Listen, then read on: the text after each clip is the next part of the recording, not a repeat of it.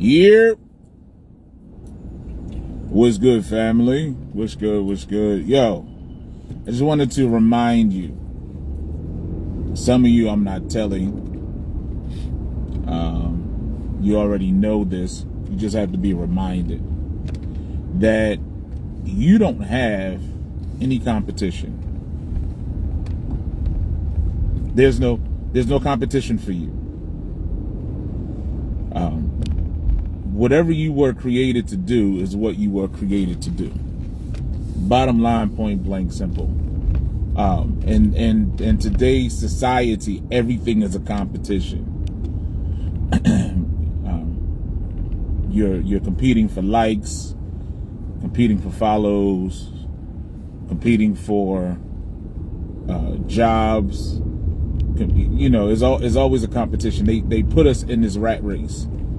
So in your mind, most of us, we're not even doing what we're doing because we want to do it or because we want to build something for our families and things like that. A lot of us literally, you may have started out because it was a good idea, but then you found somebody else or you saw that somebody else is doing the same thing. So you automatically make that person your competitor. You automatically make that person your competitor. And the funny part about it is that person don't even know that they're in competition with you. You made them your competitor. You can see it in the way people live. You can see it in the way that they dress. You can see it in the way that they dog other people out because they may be doing the same thing. Y'all know that I own my own wellness company, and I occasionally try other people's stuff out just to see where they at, just to see what they're doing. And I just had I started making my own. I just haven't publicized it yet. I just had the most amazing sea moss drink. I already started mine. I'm tasting other stuff from other places just to see what they're doing and whatnot. I don't have that person is not my competitor. Just because you sing well at the church don't mean that the other singer is your competition. You do what you listen, boo. You do what you were called to do. And if you stay in your lane and you do what you were called to do, you won't feel like you got to one up somebody else.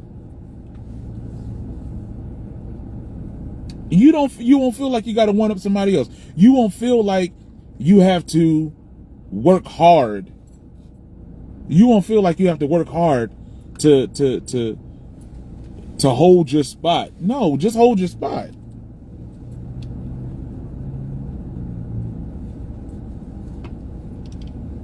That's all. Just hold it down. Just hold down your spot. Just do what you were created to do. Do what comes natural. Do what's in your heart. I literally have friends with the last name Jones that are very well off. They're very wealthy. And sometimes the husband will say something to me, and I'm like, in regards to money, and I tell them I ain't trying to keep up with the Joneses. They fall out laughing every time. I ain't trying to keep up with y'all. You know where your money coming from. I got to hustle for mine every single day. I'm not. Stop trying to keep up with people.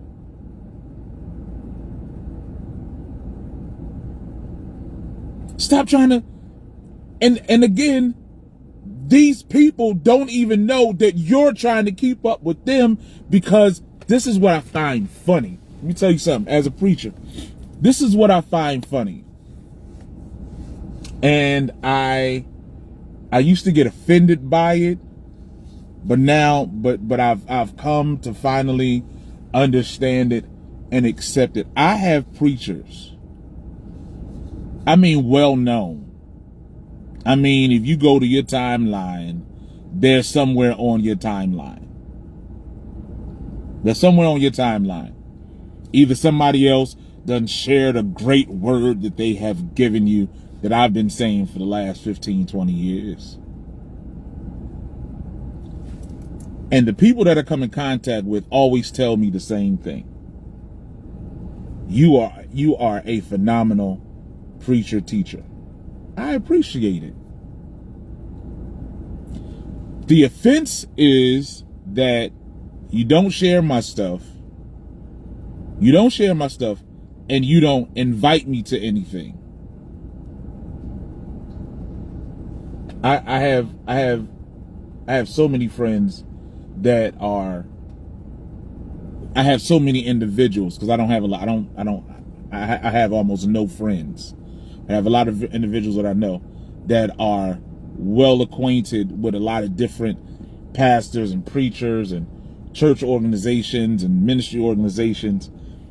And all of these people come to me for my teaching and conversation. They come to me for my advice.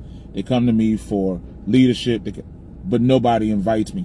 And I was really, really messed up in my mind in regards to, matter of fact, some of y'all that's on this line, live, whether you're on the live or you'll watch it later, some of you are the culprit in regards to this.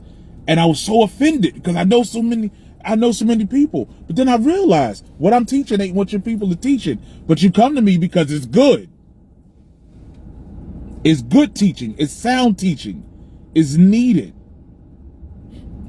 I started to try to change my lane. I started to try to teach like other people were teaching. And when the shift changed and they were able, I was getting inboxes like, Apostle, what's wrong with you? I'm like, what do you mean? That's not how you normally deliver. That's not what you normally teach. And I'm like, I'm trying to teach what everybody else is teaching because it seems like what everybody else is teaching is popular. And they're like, no, we don't want that popular stuff. We want the stuff that's going to help to feed our soul. I'm like, well, how come y'all flocking over there? The moral of the story is that they watching. Most people don't even know that you are in competition with them because they're watching you be you and they're enjoying it. The way that you sing, most people love the way that you sing, but you're looking at another singer like, man, I wish I could run like that. I wish I had the anointing like that. I wish that I could modulate like that. And they looking at you like, I love what you do. What you do is phenomenal. And you looking at them like, but I thought you were the gauge. And they looking at you like, can't nobody gauge what you doing. Same thing with fashion.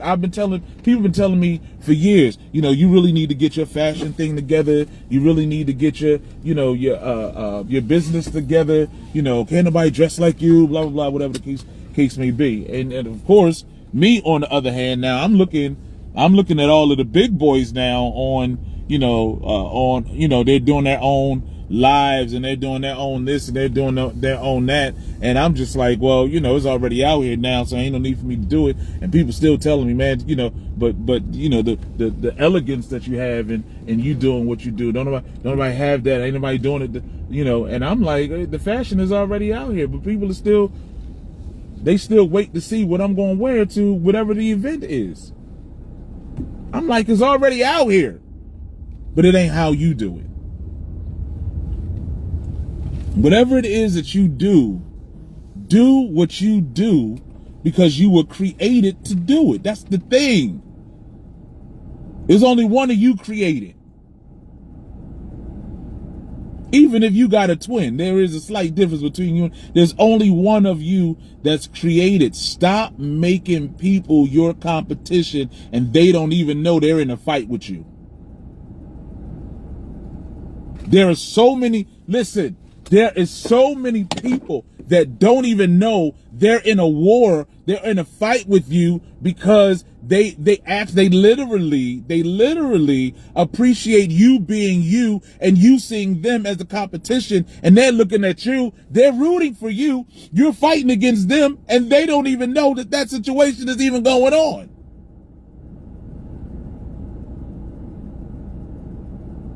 Shalom, shalom. They don't even know that they don't even know that there's a rivalry.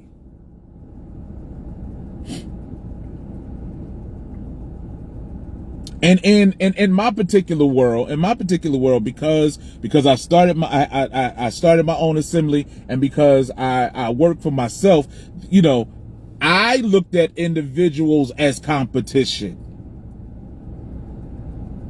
Shalom, shalom.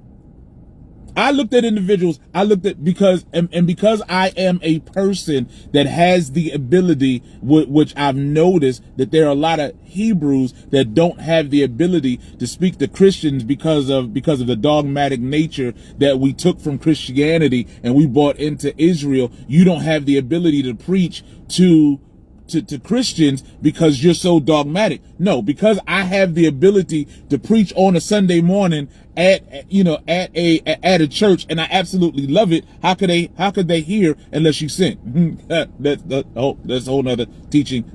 So I have people that are in the church, and I have people that are in Israel that is just like, they looking at me like,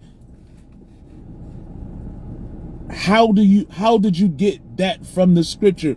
It's wonderful. And I'm looking at them like, man, I can't wait to learn what you learning. And I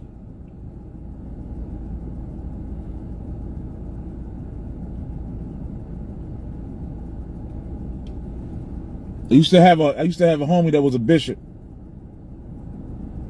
He's Dominican from New York. And he used to tell me all the time, Apostle, one of the things I like about you is that you're authentic. He used to tell me that all the time. He's like, you authentic. He's like, you, no matter where you are who you are.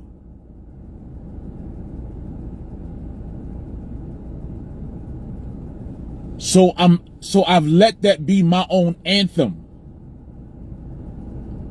Authenticity is always key. And this is what I come to understand. The Most High can't bless you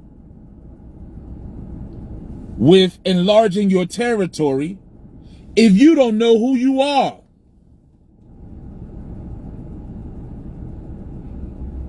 I'll say it to you again. If you call him God, if you call him the Most High, if you call him Allah, will not bless you with enlarged territory, and you're going through an identity crisis. And how you can tell that you're going through an identity crisis is you try your best to be you, and then you rate you according to the success or failure of another individual.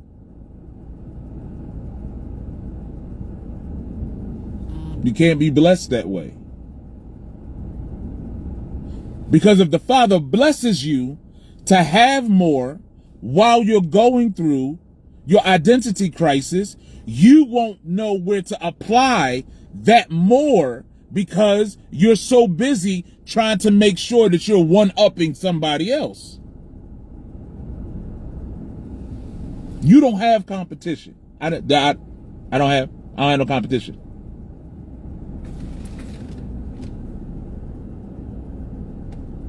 The only thing and the only person that I am fighting against is my old mind. I hope y'all getting something from this. The only person that you are fighting against is your laziness. That's who you're fighting against. You're fighting against your fear. You're fighting against laziness. You're fighting against unproductivity. That's who you fight. The person that you're fighting against, the only competition that you have is looking at you in the mirror.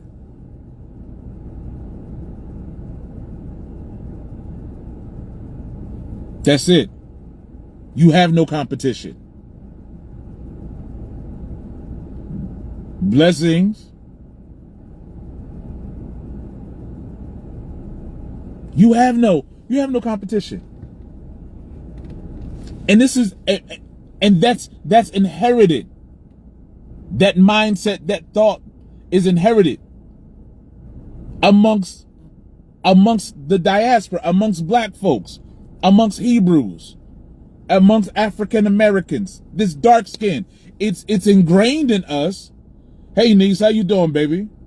It's ingrained in us that when we see another individual that looks like they are being successful, automatically that individual that's successful is our enemy. Do me a favor, y'all that's on the line, click the share button. You may not need this information, but somebody else might.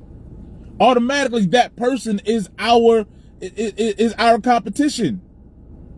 And it shouldn't be that way. I have people that are doing some of the same stuff that I'm doing, that my number one question to them is, how can I help? How can I be of service to what it is that you're doing? Because there is a place that what you're doing is meeting what I'm doing, and there's another place that what you're doing ain't got nothing to do with what I'm doing.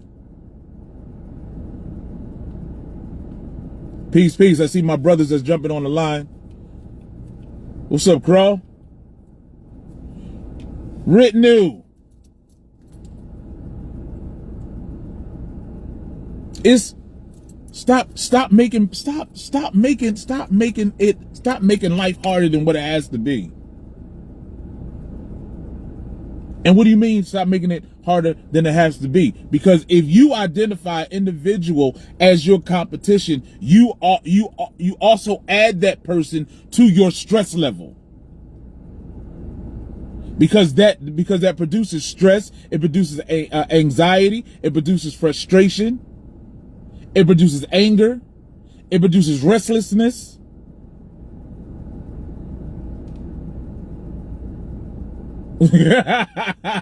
What up, Biff? How does it produce all of that? Because every time you see that person, you become angry. Every time you see that person, you try to think of something that you can do to get another one up over them. They start doing this. You start doing things you step out of character. This is the thing, because people end up identifying that you step out of character to try to get a one up on another individual. Stop making people your competition. If you an Old Testament preacher, preach the Old Testament. If you a New Testament preacher, preach the New Testament. If you Pentecostal, be Pentecostal. If you apostolic, be apostolic. If you Hebraic, be Hebraic. If you're Muslim, be Muslim. Whatever it is that you are, if you spiritual, be spiritual. If you whatever it is that you are, be that in totality, and don't feel like when you step into a room that here it is. When I step into a room, I now have to prove myself.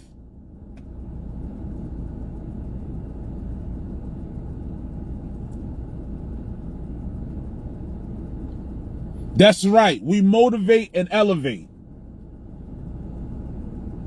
Up top, we call that building.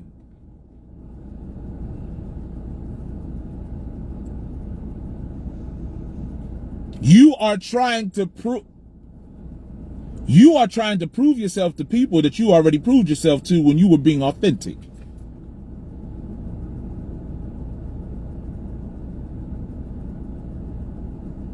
I'll say that again.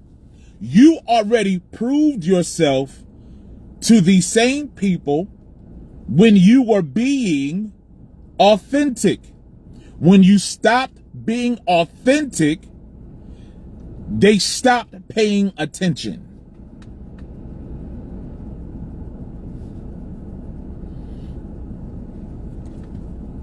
I have a group of brothers that I stay in contact with. Morey Anthony Douglas, Prophet Wilkins, Morey Jones, Dr. Kaiser,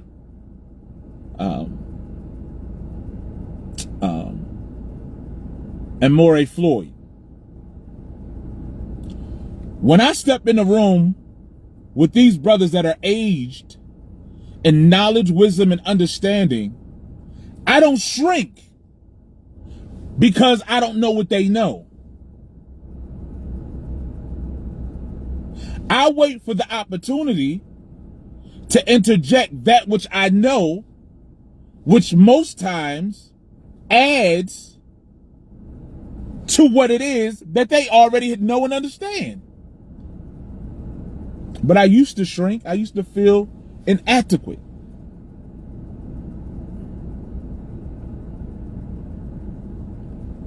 I used to feel inadequate. But then when I started to understand who I was, we spend too much time trying to understand what other people do.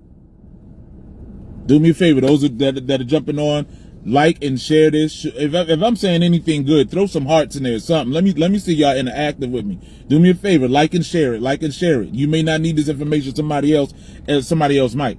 You know, it used to be a struggle. It used to be a struggle for me in business. It used to be a struggle for me in ministry because I looked at all the grand things that other individual, I used to look at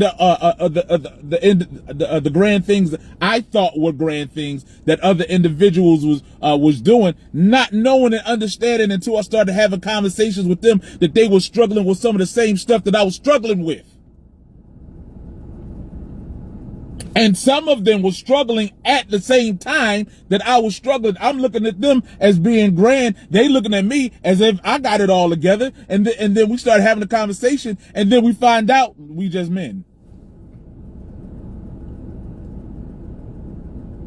Shalom, Mom K. I love you. Like, we just people.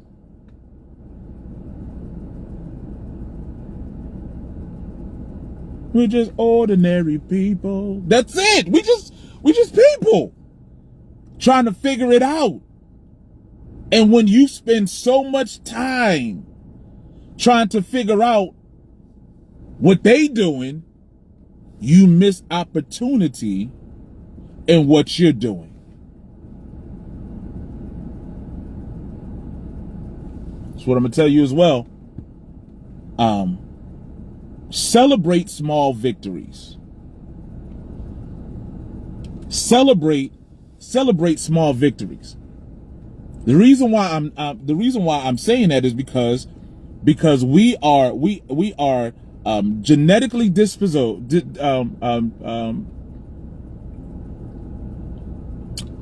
I completely lost the word I was trying to say. The genetically disposition for us to be harder on ourselves than we ought to be.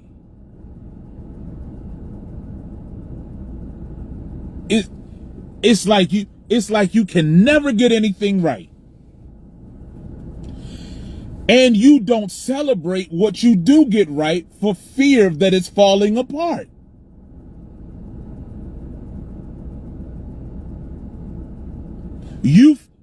The moment that it starts to look right at all, you automatically in your mind start tearing it apart, waiting for the other shoe to drop.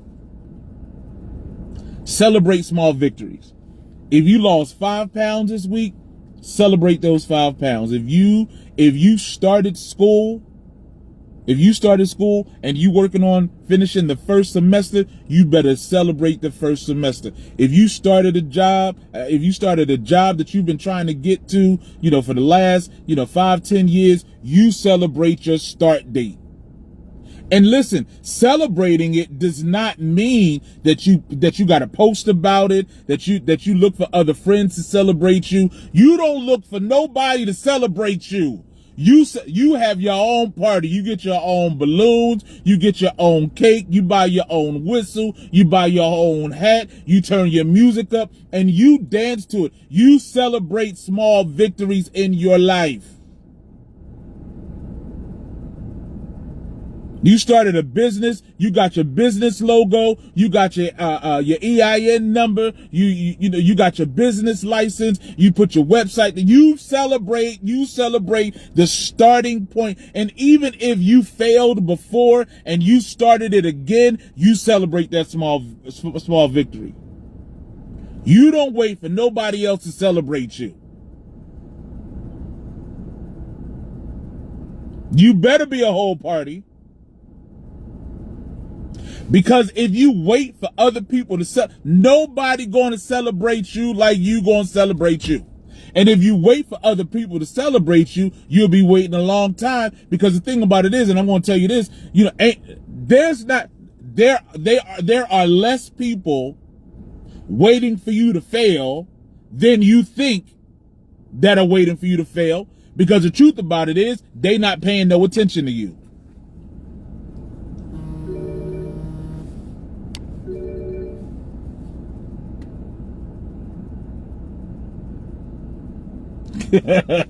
So do I, bro.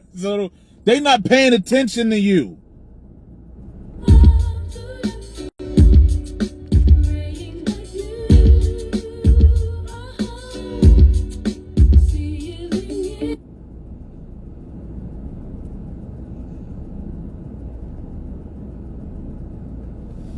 I apologize for that interruption. There are less people paying attention to you, waiting for you to fail than you think. You have formulated in your mind that people, they just waiting for me to fail. Don't nobody care, sweetheart. Ain't nobody paying no attention to you, your success or your failure. And for the ones that are waiting for you to fail, succeed in spite of them.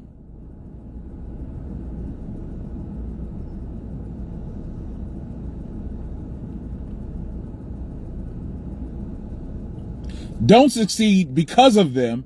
Succeed in spite of them. Don't even, just be successful. Be successful on purpose. Be successful intentionally. Put blinders on, see your goal, and achieve your goal for you.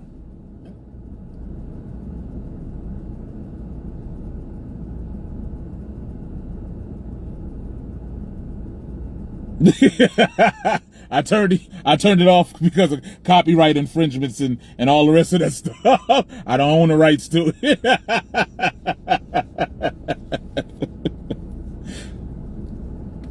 Succeed because of you. Don't have nobody else in your mind that you want to prove wrong or that you can do it outside of yourself. I love you guys. Enjoy the rest of your day. It's warm out here, sunny out here. Find yourself someplace to get some of this vitamin D. Enjoy the rest of your day, remainder of your week. And remember, if don't nobody else love you, I love you. Peace. Shalom.